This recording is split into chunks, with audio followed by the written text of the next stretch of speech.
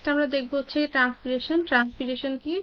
আমরা অলরেডি কিন্তু ট্রান্সপিরেশন সম্পর্কে একটু জেনেছি। Transpiration is the process by which water leaves the body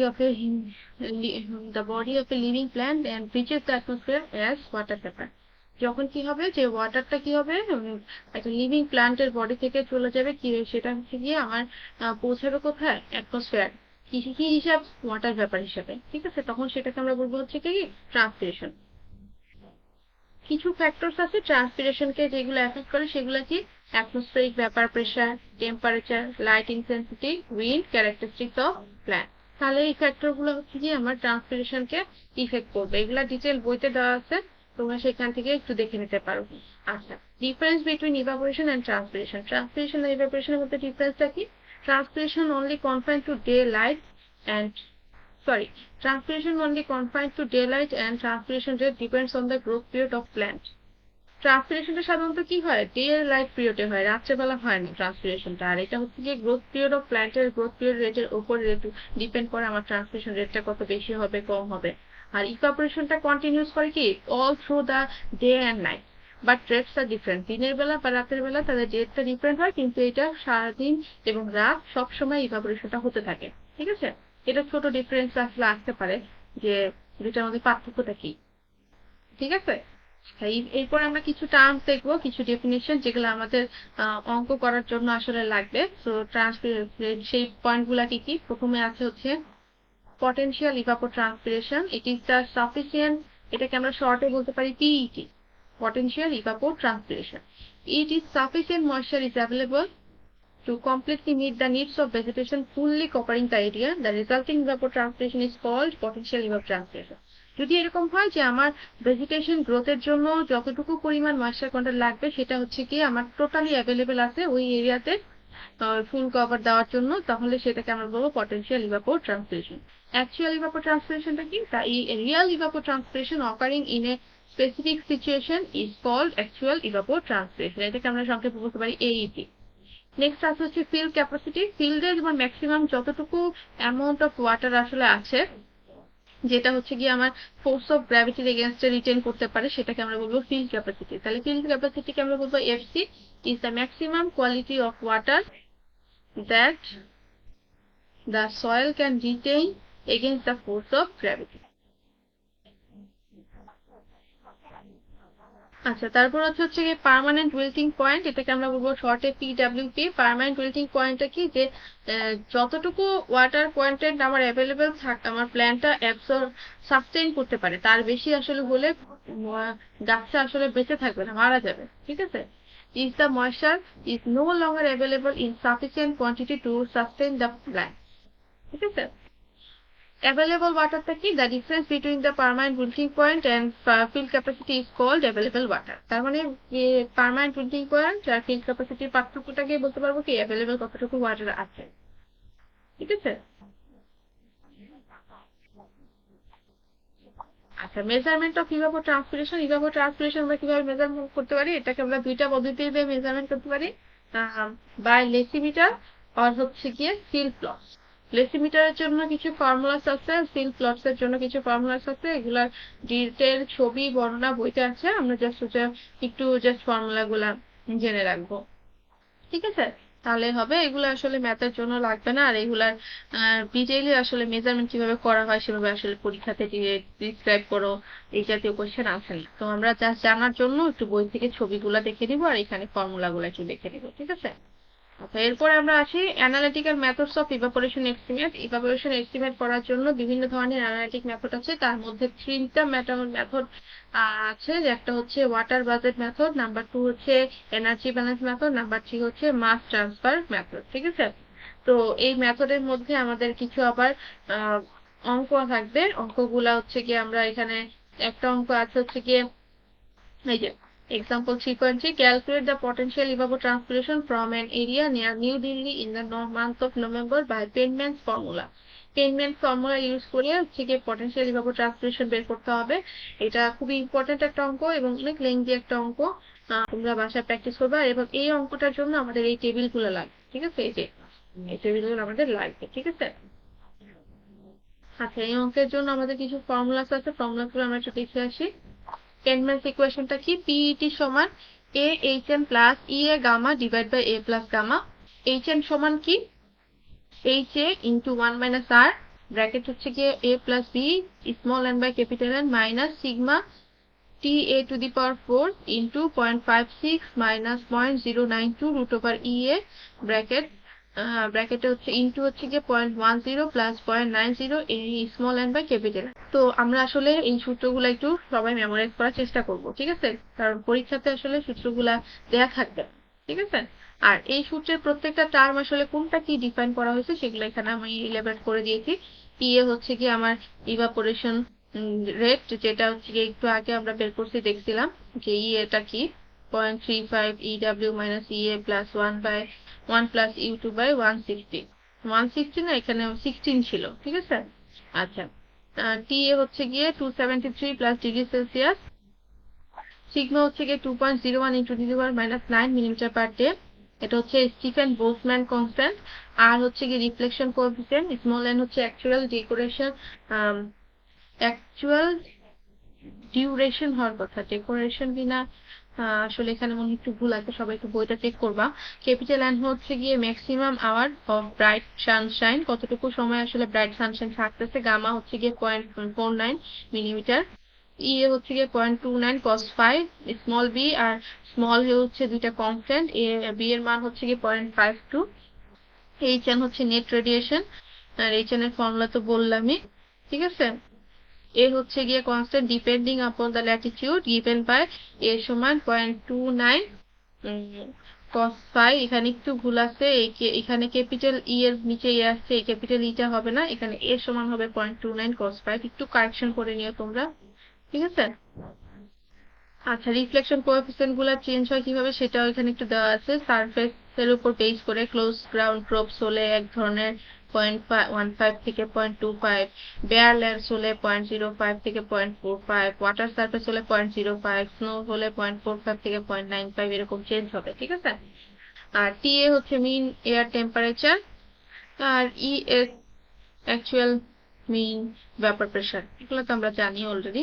তো এই সবগুলা টার্ম আমরা জানি। এখন হচ্ছে কি আমরা ম্যাথটাতে চলে যাই। দেখো, প্রত্যেকটা টার্মের মান আমাদের দেওয়া আছে, ল্যাটিটিউড দেওয়া আছে, ইলিভেশন দেওয়া আছে, monthly temperature, relative humidity, observed sunshine hour, capital N, velocity 2 metre হাইটে কত আছে, nature of surface cover, close ground green probes, তার মানে হচ্ছে গিয়ে এর মান এটার উপর বেস করে চেঞ্জ হবে, ঠিক আছে? আচ্ছা, সলিউশন হচ্ছে কি আমাদের এখান থেকে শুরু হবে। গিভেন ডাটা দেওয়া আছে যেগুলো, আমরা সেগুলো একটু তুলে নিই, ঠিক আছে? সবগুলা তুলে নিলাম। এখন আমরা কি করবো, আমরা হচ্ছে গিয়ে প্রথমে ইউজ করবো হচ্ছে টেবিল 3.3। টেবিল 3.3 আমরা কি করবো, ই ডাব্লিউ, তারপর হচ্ছে ই এ যেগুলো ছিল সেগুলো হচ্ছে গিয়ে আমরা বের করবো। এখানে দেখো EW1 EW2 করা আছে, কারণ হচ্ছে গিয়ে আমাদের যে টেবিল 3.3টা আছে সেখানে আমাদের এখানে আমাদের অঙ্কের জন্য টেম্পারেচার আছে হচ্ছে গিয়ে 19 ডিগ্রি সেলসিয়াস। তাহলে আমরা টেবিলে একটু যাই, টেবিলটাতে দেখো টেম্পারেচার 19 ডিগ্রি সেলসিয়াস কিন্তু দেওয়া নাই, 17.5 আর 20 আছে। তাহলে 19 ডিগ্রি সেলসিয়াস কি হবে, তার মাঝামাঝি হবে। তার মানে ইডাব্লিউ বের করতে হলে আমার কি করতে হবে, এটাকে ইন্টারপোলেশন করতে হবে। তো এখানে হচ্ছে কি ইন্টারপোলেশনটা ভেঙে ভেঙে করা আছে, সবাই একটু কেয়ারফুলি করবা। আমরা ধরে নিলাম T1 সমান হচ্ছে 17.5, আর আমাদের T হচ্ছে 19, আর T2 হচ্ছে গিয়ে কত 20। তাহলে EW1 হচ্ছে 15, EW2 হচ্ছে 17.54, EW-টা কত সেটা আমরা বের করবো। তাহলে আমরা হচ্ছে কি ওই একই রকম কি বলবো, ইন্টারপোলেশনের সিস্টেমে করবো। EW2 minus EW1 divided by T2 minus T1 into হচ্ছে T minus T1। তাহলে আমি সবগুলা মান বসা দিলে EW এর মান হচ্ছে এখান থেকে পেয়ে যাব। আচ্ছা, এখন আমাদের আরেকটা কাজ করতে হবে। দেখো, টেবিল 3.3 তে এও আছে, ঠিক আছে? এর মানটাও আমাদের লাগবে। তাহলে এর মানটা কি আছে, এর মানটা আমরা কি করবো, একইভাবে বের করে নিব A1 A2 ধরে, ঠিক আছে? আচ্ছা, এরপর হচ্ছে কি আমরা যাবো হচ্ছে কি আমাদের আরেকটা টেবিল আছে, দেখো এই যে mean monthly solar radiation at the top of atmosphere, এই যে আমরা বের করবো। এখানে নর্দার্ন ল্যাটিটিউড দেওয়া আছে, আমাদের ল্যাটিটিউড দেওয়া ছিল একটা, সেই ল্যাটিটিউড বরাবর যাবো, আর আমাদের একটা নির্দিষ্ট মান্থের জন্য বের করতে হচ্ছিল, মান্থ বরাবর যাবো। তাহলে আমাদের মান্থ দেওয়া ছিল কত, মান্থ দেওয়া ছিল হচ্ছে নভেম্বর, ল্যাটিটিউড দেওয়া ছিল 28 ডিগ্রি 4 মিনিট। তাহলে আমরা একটু টেবিলে যাই, 20 আছে, 30 আছে, 28°4' নাই, তাহলে ওইটার জন্য আমাদের কি করতে হবে, ইন্টারপোলেশন করতে হবে। আর এই বরাবর আমরা নভেম্বরে যাবো, তাহলে এই 11.2 আর 9.1 এর মধ্যে আমরা ইন্টারপোলেট করবো। আবার একইভাবে দেখো, mean monthly values of possible sunshine hour N, এটার ক্ষেত্রে আমরা কি করব, এই দেখো নভেম্বর বরাবর যাব, 20° আর 30°র মাঝখানে 22 আর 10/6 এর মধ্যে কি করব, ইন্টারপোলেশন করব। তাহলে আমরা প্রথমে কি করব, ইন্টারপোলেশন করে এই ভ্যালুগুলা বের করে ফেলবো একই রকম করে। একটা পারলে বাকিগুলো ইজিলি পারাতে হয়। তাহলে এখানে হচ্ছে কি নর্দার্ন ল্যাটিটিউডকে L1 L2 ধরবো, L ধরবো, HA1 HA2 HA ধরবো, HA বের করলাম। আবার কিভাবে 5 1 5 ধরবো, 5 ধরে 5 ধরবো, এরপরে ক্যাপিটাল এর ক্যাপিটাল এর ধরে ক্যাপিটাল এর মান বের করবো। ক্যালকুলেশনটা তোমরা বাসায় চেক করবা। কেউ যদি এই ইন্টারপোলেশন এভাবে না করে অন্যভাবে করো, কোনো সমস্যা নেই, যে কোনো একভাবে করলে হবে। এটা হচ্ছে গিয়ে নর্মাল ইন্টারপ্রেট করার যে সিস্টেমটা, সেটাকে একটু সূত্রে বানিয়ে নেওয়া হয়েছে। আচ্ছা, ফর গিভেন ভ্যালু ডাটা, ই এর সমান কি আমরা জানি, ই এর সমান হচ্ছে গিয়ে ইডব্লিউ ইন্টু হচ্ছে গিয়ে রিলেটিভ হিউমিডিটি, এটা হবে আর এইচ, এটা ভুলে ই আর লেখা হয়েছে, এটা আর এইচ হবে। ওকে, তাহলে ইডব্লিউ আমরা পেলাম 16.524 ইন্টু আমার রিলেটিভ হিউমিডিটি দেওয়া ছিল 75%, তার মানে 75/100 করলে আমরা কি পাবো, এটার মানটা পেয়ে যাব। এবার এ এর মান আমরা বসাবো 0.29 cos 5, এর মান দেওয়া আছে অলরেডি, আমরা বের করে ফেলছি। যে আমরা যে ল্যাটিটিউড লঙ্গিটিউড বের করলাম, এখান থেকে 5 বের করছি, 5 বের করা হয়ে গেছে আমাদের। এবার বি এর মান আমরা জানি 0.52, ডি হবে না, এটা হচ্ছে গিয়ে সিগমা হবে, Boltzmann constant 2.101 × 10⁻⁹ millimetre per day. তারপর টি হচ্ছে 270 প্লাস আমাদের টেম্পারেচার দেওয়া ছিল কত 19, যোগ করলে আসলো 292 কেলভিন। তাহলে sigma D A T A to the power 4, এখানে হবে কি ডি হবে না, এটা হবে কি sigma T A to the power 4, এটার মান বের করলাম। আচ্ছা, এরপরে আর এর মান হচ্ছে কি অ্যালবিডো ফর, এখানে ফার হবে না, এটা for close ground green crop is taken as 0.25, table থেকে আমরা 0.25 পেলাম আর এর মান। এবার আমরা কি করব, ইকুয়েশনে বসাবো, এই চ্যানের ইকুয়েশন, এই চ্যানের ইকুয়েশন দেখো সবগুলা টার্ম দেওয়া আছে এবং সবগুলা টার্মের মান তুমি বের করে ফেলছো। এখানে ডি হবে না, এখানে হবে এটা সিগমা। ঠিক আছে, আমি বলে দিচ্ছি, একটু কারেক্ট করে দিবা, ঠিক আছে। আচ্ছা, তাহলে আমরা এই সবগুলা মান ক্যালকুলেট করে একটা মান পেলাম, কত 1.487। এবার আমরা একইভাবে ই এর মান বের করে নিব। ই এর সবগুলা যে টার্ম আমরা জানি, আমরা হচ্ছে গিয়ে এখানে ইউ2 এর মান বসাই দিব। এখানে আসলে এটা 85 বসানো হয়েছে, পার্সেন্টেজে নেওয়া হয়নি, এই জন্য 160 দিয়ে ভাগ করে ফেলছে। তো এটা করে দেখবা মানটা কত আসে, বের করে ফেললাম। এরপরে আমরা দেখবো হচ্ছে গিয়ে এই সবগুলা মান আমরা বসাবো হচ্ছে কি পি এ টি এর ইকুয়েশনে। এখানে হচ্ছে গিয়ে ওয়াই দেওয়া হয়েছে, ওয়াই মান হচ্ছে গামা, ওয়াইটা আসলে গামা রিপ্রেজেন্ট করা হয়েছে, ঠিক আছে, এটা একটু ঠিক করে নিবা। ভ্যালু অফ গামা হচ্ছে গিয়ে কত 0.49, সাইকোমেট্রিক কনস্ট্যান্ট আর কি গামা। আচ্ছা, তাহলে এইখানে আমি গামার মান বসাবো 0.49, আর এ এর মান, এইচ এন ই এ, তারপরে এ, এগুলো সব মান বের করা হয়ে গেছে, সবগুলো মান বসা দিব। বসে ক্যালকুলেট করলে আসলো কত 1.72 মিলিমিটার পার ডে। ঠিক আছে, তো তোমরা এটা হচ্ছে একটু ক্যালকুলেট করে দেখবা যে মানগুলো ঠিক আছে কিনা, ঠিক আছে।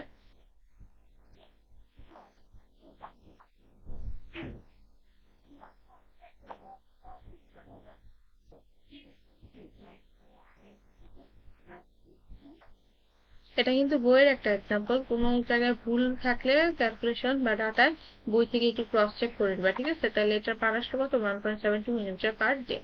এই জাতীয় অঙ্ক পরীক্ষাতে থাকলে অবশ্যই টেবিলগুলো দেওয়া থাকবে, ঠিক আছে। আচ্ছা, এরপরে আমরা দেখবো হচ্ছে গিয়ে এক্সাম্পল 3.5.1। এটা হচ্ছে গিয়ে তোমাদের এই বইয়ের এক্সাম্পল না, এটা অন্য একটা বই থেকে এক্সাম্পল নিয়ে আসা। বইটা তোমাদের আর কেনার দরকার নেই, আমি এটা একটু বিটি চাওয়ের বই থেকে আসলে এটা না। Calculate by energy balance method, আমরা এখানে 3টা মেথড দেখছিলাম, সেখানে এনার্জি ব্যালেন্স মেথডে আমরা কি করব, ইভাপোরেশন রেট বের করব from an open water surface if the net radiation is 20 wave per meter square and air temperature is 25°C, assuming no sensible heat or ground heat flux, কি বের করবো, evaporation rate করবো। আচ্ছা, এখানে আমরা যে কাজটা করবো, the latent heat of vaporization at 25°C is LV সমান 2500 minus 2.36 into হচ্ছে T কত দেওয়া আছে 25°C। মান বসে দিলাম, ক্যালকুলেট করলাম, এটা কত আসলো 2441 কিলোজুল পার কেজি। এটাকে আমরা 1000 দিয়ে গুণ করে জুল পার কেজিতে নিয়ে গেলাম। এখন আমরা কি করবো, টেবিল 2.5.2 ইউজ করবো। এই টেবিলটা আসলে এখানে দেওয়া নাই, আমি এটা শীটটা দিয়ে দিব, সমস্যা নেই। এখানে ওয়াটার ডেন্সিটি 25 ডিগ্রি সেলসিয়াস এর জন্য 997 kg/m³ আছে। পরীক্ষার জন্য তোমরা 25 ডিগ্রি সেলসিয়াস এটা মুখস্থ রাখবে। বা ই আর ইভাপোরেশন রেট বের করার ফর্মুলা হচ্ছে Rn/LB × ρW। Rn দেওয়া আছে কত আমাদের 200 ওয়েব/মিটার স্কয়ার। আচ্ছা, এলপি আমরা বের করে নিলাম, আর হচ্ছে গিয়ে আমরা ρW এর মান জানি 997। আচ্ছা, এখন আমরা এটা ক্যালকুলেট করলে ইয়ার এর মান আসলো কত, 8.22 × 10⁻⁻8 মিটার/সেকেন্ড। আমরা অবশ্যই ইভাপোরেশন রেটটা সবসময় মিলিমিটার/ডেতে রাখবো। তাহলে মিটার/সেকেন্ডকে কি করব, মিলিমিটার/ডেতে নিয়ে যাব। তাহলে মিলিমিটার/ডে যদি নিয়ে যাই, তাহলে মিলিমিটারের জন্য মিটারে নিব, এটাকে নিব 1000 দিয়ে গুণ করব। পার ডে এর জন্য কি করব, 24 ঘন্টায় একদিন, তো 24 দিয়ে গুণ হবে। আর হচ্ছে 3600 মিনিট, 60 মিনিট 60 সেকেন্ড, তো 3600 সেকেন্ড এটা দিয়ে কি করব, গুণ করব। তাহলে আমার টোটাল মানটা আসলো কত, 7.10 মিলিমিটার/ডে। তোমরা এটা ক্যালকুলেটর দিয়ে একটু চেক করবা যে ঠিক আছে কিনা, ঠিক আছে? আচ্ছা, তাহলে এই পর্যন্ত থাক, নেক্সট ক্লাসে আমরা এটার পর থেকে শুরু করবো। Thank you.